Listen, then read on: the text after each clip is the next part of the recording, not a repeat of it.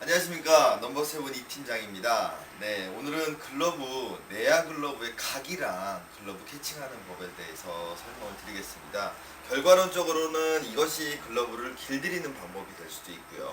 자, 일단은 글러브 각이라고 하는 것들에 대해서 사람들이 많이 궁금해 하시는 부분이 있고, 길들일 때 각을 잡는다라든가 가다에 대해서 얘기를 하시는데, 일단은 내야 글러브에서도 캐칭할 때 제일 중요한 게 글러브 각입니다. 그래서 어떤 각이 과연 좋은 각일까에 대한 논란의 여지가 많습니다. 어떤 사람들은 올리는 거, 내리는 거, 2칸, 3칸, 4칸 이런 분은 칸수에 대해서도 얘기하시는 분들도 많고요. 어떤 분들은 손가락을 꺾고 엄지를 꺾는 부분에 대해서 얘기하시는 분들도 있고, 어떤 분들은 내려서 잡는 식으로 잡는 부분도 있고, 오늘은 일단은 가장 기본적인 내야나 올라운드에 있어서 가장 좋은 각에 대해서 일단 설명을 드리도록 하겠습니다. 간단하게 글러브 구조를 보면 이 부분이 손바닥의 아랫부분 끈이 되겠는데, 보통은 이게 소위 말해서 부메랑, 그냥 일반 힌지라고도 하는데 손바닥 부메랑인 가장 기본 노멀 스타일이 될 것이고요. 또한 이런 스타일의 와이드 힌지라고 하는 한 칸이 더 들어간 스타일도 나올 수 있고요. 다음에 좀 더 변형된 것으로서 더 많이 벌어지는 이런 5칸짜리도 존재합니다. 이런 부분은 조금 특수한 경우고요. 노멀한 형태는 아까 기본과 와이드 힌지, 그리고 또 하나 더 레디알 가다가 있고요. 이 레디알이라는 건 토치베로라고도 얘기를 하는데 타테토라고도 얘기를 하고요. 이런 것들은 주로 투수에 많이 사용되는, 투수나 아니면 좀 일반적이진 않지만 외야 쪽에도 많이 사용하는 가다입니다.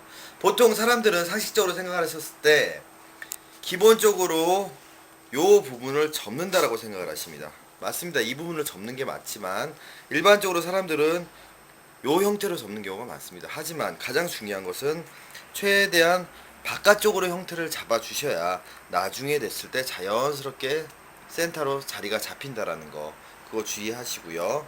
그리고 마찬가지로 와이드 힌지의 경우에도 마찬가지로 사람들이 와이드 힌지기 때문에 쉽게 글러브를 잡아서 이런 식으로 꺾어버리는 수가 많은데, 이럴 경우에도 볼집이 좁아지고 계속 좁아지고 공이 튀는 현상이 많이 생깁니다. 와이드 힌지 같은 경우는 궁극의 목적은 가장 중앙 부분, 거기서 요 정도 선에서 접히는 게 좋지만 보통 일반적으로 제가 가공을 할 때는 최대한 바깥쪽으로 형태를 잡아줍니다.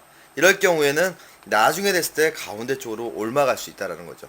한번 좁아진 손바닥은 넓히기가 힘든 그런 게 있고요. 최대한 넓게 잡다 보면 궁극적으로는 가운데 쪽으로 형태가 잡힌다라는 거, 이 점 주의하시고요.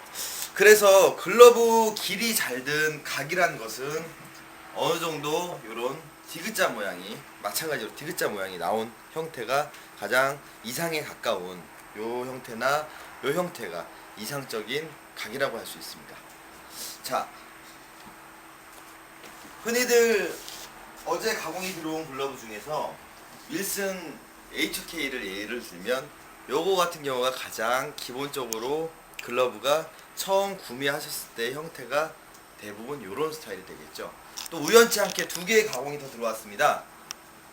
요거는 어느 정도 본인이 각을 잡다가 실패를 하셨거나 마음에 안 들기 때문에, 공이 튀기 때문에 저에게 의뢰를 맡기신 거고요. 또 더 나아가서